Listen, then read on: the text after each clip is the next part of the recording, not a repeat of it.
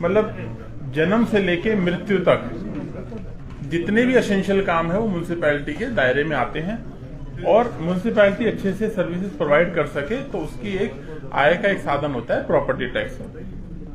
और ये एक तरह का प्रोग्रेसिव टैक्स होता है जिसमें आप जो गरीब होता है, मतलब आप ऐसा नहीं लगते सब पे एक समान लगाते हो, जो गरीब होता है उस पर कम लगता है और धीरे धीरे उसके हिसाब से बढ़ता है। सबसे पहले जनाब ये कोई नई चीज नहीं है, पूरे देश में लगती है और JNK UT में सबसे लास्ट में लगाया जा रहा है।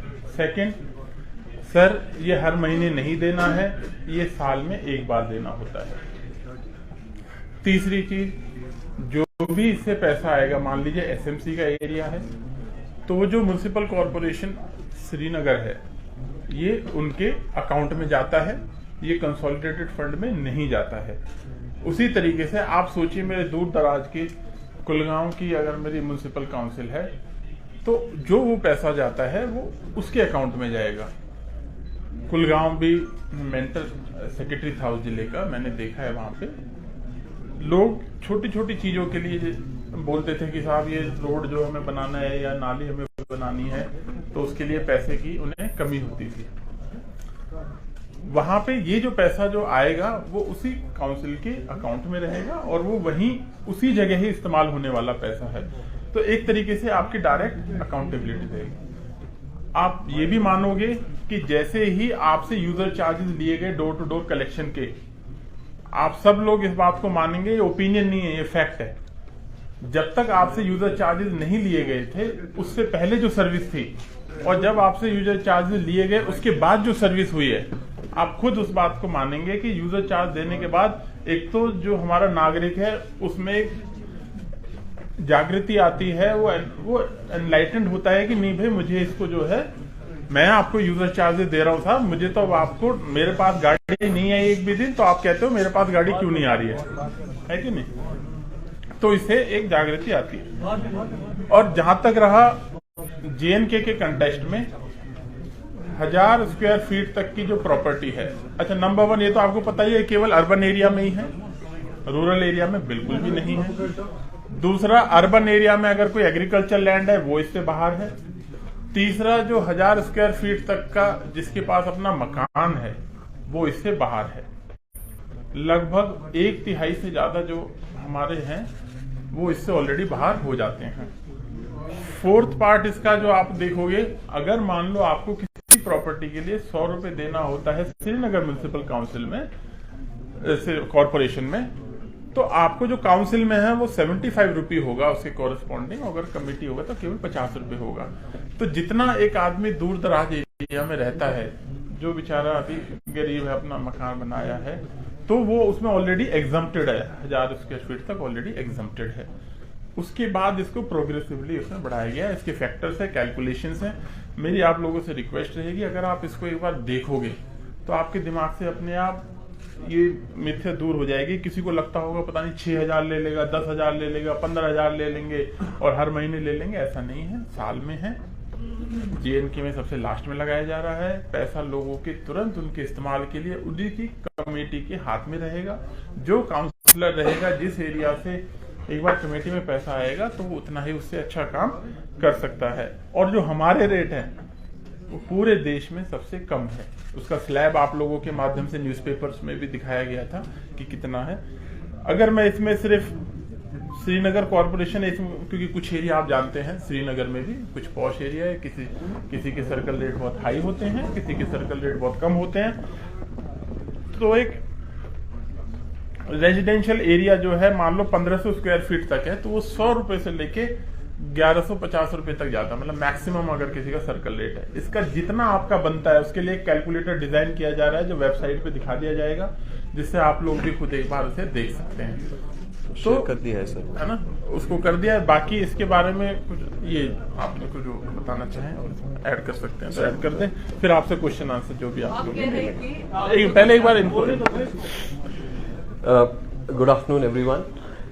जैसे कि सर ने बड़ी इसको सरल तरीके से समझाया है कि किस तरीके से जो प्रॉपर्टी टैक्स जो अभी 21 तारीख को नोटिफाई हुआ है JNK में, इसको लागू किया गया। 2-3 point sir, I may be there would be bit of repetition also.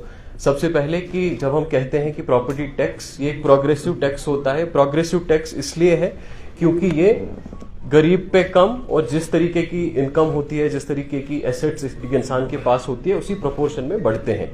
हमारे जनरली जब हम बेसिक टैक्सेस की बात करते हैं, एक डायरेक्ट टैक्सेस होते हैं, एक इनडायरेक्ट टैक्सेस होते हैं। इनडायरेक्ट टैक्स होता है जैसे हम जीएसटी देते हैं या सेल्स टैक्स देते हैं।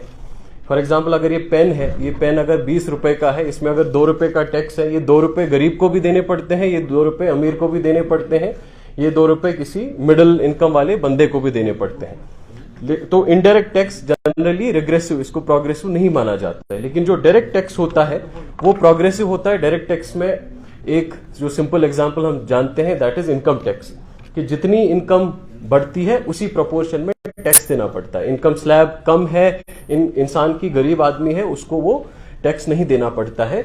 इसी तरह से जो प्रॉपर्टी टैक्स है, ये प्रॉपर्टी टैक्स भी एक डायरेक्ट टैक्स है और प्रोग्रेसिव टैक्स है, क्योंकि जिसकी कम एसेट्स हैं, जिसकी कम प्रॉपर्टी है, वो या तो एग्जम्प्टेड होता है या बहुत कम रेट होती है। और जो ही आपकी जो एसेट्स का साइज, एसेट्स का क्वांटम बढ़ता है, तो प्रॉपर्टी टैक्स भी प्रोपोर्शनेटली बढ़ता है। इसलिए ये प्रोग्रेसिव होता है। एक डिस्ट्रीब्यूटिव जस्टिस भी इसको माना जाता है कि जो हमारे समाज में, हमारे सोसाइटी में, देश में बड़े एसेट वाले जो हमारे होल्डर्स होते हैं, उनका टैक्स गरीब के लिए, उस गरीब के आसपास की डेवलपमेंट के लिए यूज होता है। So that was the first point जो सर ने भी अच्छे से समझाया है। दूसरा पॉइंट जो बहुत अहम है, वो ये अहम है कि फॉर एग्जाम्पल अगर कोई जीएसटी अभी इकट्ठा होता है तो ये कंसोलिडेटेड फंड में चला जाता है, फिर वहां से थ्रू फाइनेंशियल जो जिस तरीके से बजटिंग होती है, फाइनेंशियल बिल्स होती है, उसके हिसाब से एलोकेट होता है। ये जो प्रॉपर्टी टैक्स है, ये property tax urban local body अपने एरिया में खुद इकट्ठा करती है और इसके बाद इसको खर्चा करने का भी अधिकार उसी अर्बन लोकल बॉडी को होता है। इसका मतलब श्रीनगर में जो भी इकट्ठा होगा वो श्रीनगर म्युनिसिपल कॉर्पोरेशन के ही अकाउंट में जाएगा और इसका खर्चा, इसको किस तरीके से खर्च करना है, इसको किस तरीके से जो है स्पेंड करना है, कौन सी डेवलपमेंट कामों में करना है, that would be decided by Srinagar municipal corporation only. इसी तरीके से छोटी कोई म्युनिसिपल काउंसिल है, म्युनिसिपल कमिटी है, वहां पे जो इसमें कलेक्ट होता है, that would again, it will not go to government, ये यूटी गवर्नमेंट को नहीं जाएगा, सेंट्रल गवर्नमेंट को नहीं जाएगा, ना ही एक यूएलबी से दूसरे यूएलबी में जाएगा। इसका मतलब जो प्रॉपर्टी टैक्स श्रीनगर में इकट्ठा होगा, ये जम्मू में स्पेंड नहीं होगा, ये अनंतनाग की म्युनिसिपल कमेटी में स्पेंड नहीं होगा।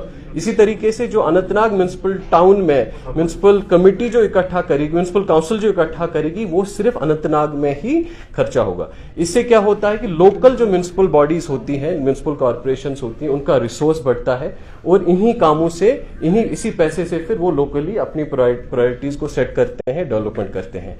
अभी अगर हम श्रीनगर की बात करें, हम लोग हार्डली 10% 12% अपने खर्चे को इकट्ठा कर पाते हैं through our resources, through our different means. But जब खर्चे की बात करते हैं, चाहे हमें सैनिटेशन की बात हो, सैनिटेशन वर्कर्स को लगाने की बात हो, गाड़ियों को लगाने की बात हो, ब्रूम्स की बात हो, यूनिफॉर्म की बात हो, इसी तरीके से विंटर में स्नो क्लियर करना है, स्नो क्लियरेंस के मशीनरी का खर्चा हो, फ्यूल का खर्चा हो, हमारे स्टाफ का खर्चा हो, कहीं ड्रेन्स बनानी है, कहीं इस समय हम लोगों ने रिसेंटली श्रीनगर में एक ड्रेनेज मास्टर प्लान बनाया था सर। लगभग हमारे यहाँ अभी 1000 किलोमीटर का ड्रेनेज नेटवर्क है और 1500-1600 किलोमीटर का ड्रेनेज नेटवर्क की और जरूरत है सर। पिछले साल जो 74th अमेंडमेंट में हमारे यहाँ जो है श्रीनगर के रोड्स ट्रांसफर हुए हैं। लगभग हमारे पास 2200 किलोमीटर ऐसे रोड्स हैं जिन पे मैक्सिमाइज करने की जरूरत होती है, जिनको जो मोटरेबल जरूरत है। पूरे अगर हम गलियों की ही बात करें, लगभग हमारे पास 7000 7500 लेन्स बाई लेन्स है शहर में। तो जो ये पैसा है, जो भी ये रिसोर्स है, ये इसी काम में, इसी पब्लिक सर्विस के लिए यूज होगा। बाकी भी अक्रॉस द कंट्री जितनी भी म्युनिसिपल बॉडीज हैं, चाहे बड़े को अगर हम बीएमसी या अहमदाबाद या बैंगलोर म्युनिसिपल कॉर्पोरेशंस को भी छोटे, जो छोटी छोटी या